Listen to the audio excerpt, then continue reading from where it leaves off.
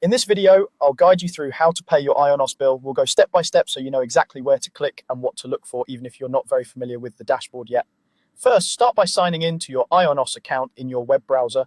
Once you're logged in, you'll be taken to the main dashboard where you can see an overview of your domains, hosting packages, or other services.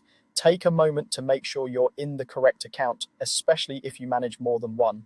Now look toward the top right corner of the screen. You should see a small person icon. This icon usually represents your account or profile settings. Go ahead and click that person icon. When you click it, a menu will open that gives you access to various account-related options, such as your profile, security settings, and billing information.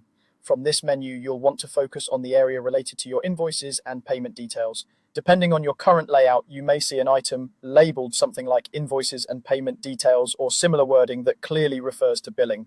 Click that option to open your billing section. Once you're in the invoices and payment details area, you'll see a list of your invoices. These are the bills associated with your Ionos services.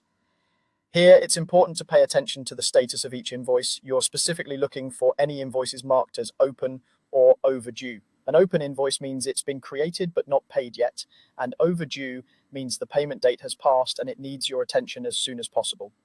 Take a moment to scan through the list. If you have several invoices, you might see a mix of paid and unpaid ones. You can usually tell them apart quickly by the status label or sometimes by a color indicator. Focus only on the ones that are still open or overdue, since those are the ones that require payment. When you find an invoice that you want to pay, click on that invoice to select it. This will either highlight it or open a detailed view depending on how the page is designed.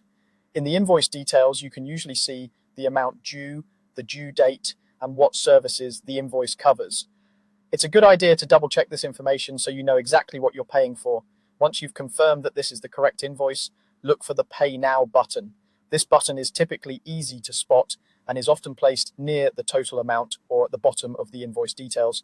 Click Pay Now to move to the payment process.